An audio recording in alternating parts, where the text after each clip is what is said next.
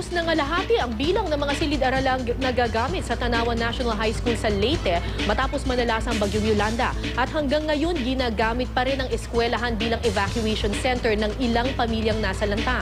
May news to go si Sherry Ann Torres. Chef!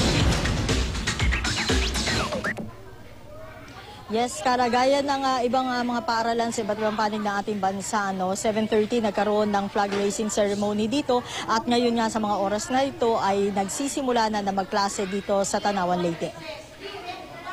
Alas 6 pala na umaga, nagsimula na magdatingan ng mga estudyante ng Tanawan National High School dito sa Leyte. Karamihan nakasibilyan lang. Nung Friday o nung Biyernes, 1,118 na ang naka-enroll dito.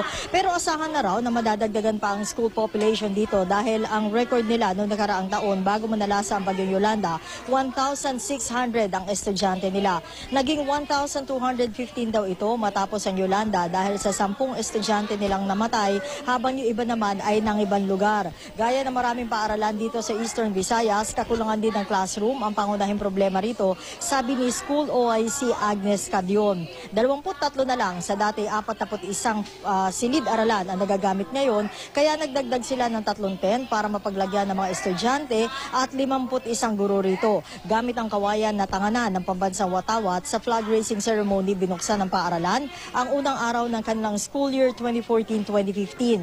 Ilang donor ang nagbigay ng school supply sa mga estudyante. Nasa 164 pa rin daw ang mga pamilya na naninirahan sa mga tent sa loob ng school compound, sabi ni Cadion. Kinausap na raw nila ang tanggapan ni Tanawan Mayor Phil Texon para sana mailipat na ng lugar ang mga evacuees. Gagamitin daw kasi ng paaralan ang school grounds para sa physical education activities ng mga bata. Pero habang nasa school compound, mahigpit na pakiusap ni Cadion sa mga evacuee, wag na sanang hayaan ang mga anak nila na gumala sa mga classroom lalo na kung nagkaklase. Samantala, Kara, dito sa Tanawan 2 Central School naman, alas 5 na umaga pa lang, may nagkukumpuni na sa isa sa mga school building nito. Nasa harapang bahagi pa rin ng school compound ang tents ng evacuees. Samantala, narito naman yung bahagi ng ating naging panayam dito kay Kajod. There are so many factors incurred on that. Others transferred to Manila, to other towns or places.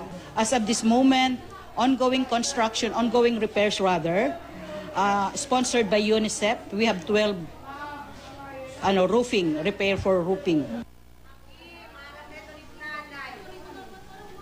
Kara, sa ngayon, gaya ng sinabi ko kanina, nagpapatuloy na yung klase dito sa Tanawan 2 Central School. At kung makikita nyo, ito yung isa lamang sa mga classroom ng mga kinder students na bumibilang sa 45 lahat. Dahil unang araw ito, Kara, kung mapapansin mo, merong mga magulang na nasa paligid nitong silid-aralan na ito. Dahil nga yung iba na mga bata ay umiiyak, yung tinatawag natin na nagkakaroon o dumaranas ng separation anxiety dahil first day nga ng klase. Pero Kara, ang sabi ng kanila guro na si Binibining Rosana Bacara ay papabayaan nila ngayon na magtagal dito yung mga magulang sa tabi lamang halos ng kalaanak dito sa bintana ngayong unang araw at unti-unti nila itong palalayuin dito sa kwarto nila buong buwan nitong Hunyo at pagdating daw ng Hulyo, Kara, bawal na ang magulang dito sa mga kwarto.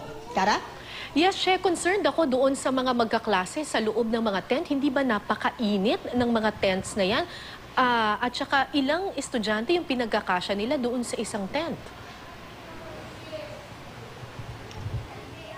Kara, actually talaga napakainit ng mga tents dito. Yung nagiging remedy nila dito, yung mga nagsisilbing bintana, talagang binubutas na nila permanently, no? Kaya lang, ang paliwanag kasi sa atin dito, yung sosobra doon sa projected number of students per classroom na 45 to 50 students. Pag sumobra, halimbawa sa first year o anumang year, o grade 7 o grade 8, ay mapipilitan sila na yung excess noon, ililipat talaga sa mga tents at pagkasyahin doon. Meron silang sinasabi, Kara, na iniintay nila ng mga construction ng school buildings courtesy ng mga foreign donors nila, pero ito daw baka mangyari pa sa Enero o Pebrero. Kara?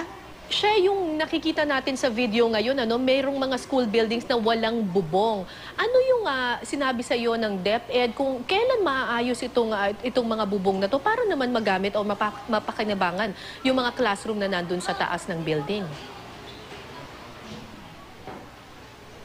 Oo. Actually, Kara, sa ngayon, hindi pa tayo nagkakaroon ng pagkakataon na makaugnayan yung mga opisyal ng DepEd dito dahil last week, nag-attempt din tayo na makausap sila. Pero ang sinasabi kasi sa atin, yung iba hindi nagbibigay ng kanilang response sa ating request for interview. Yung iba naman nagsasabi na abala nga sila para dito sa school opening. Pero nagkakaroon na, Kara, ng kanya-kanyang diskarte yung mga eskwelahan dito. Yung iba, pagbutas yung bubong, walang bubong ang kanilang school building, ang ginagawa nila, ginagamit nila yung kanilang natitirang pondo, bumibili sila ng telon at umuupa na lamang sila ng mga gagawa o kaya volunteer para patakpan yun ng telon. Ito ay pansamantala lamang daw na remedy hanggat hindi pa dumarating yung talagang pondo mula sana sa Department of Education. Kara? Maraming salamat sa iyo, Sherry Ann Torres, nag-uulat mula sa Leyte.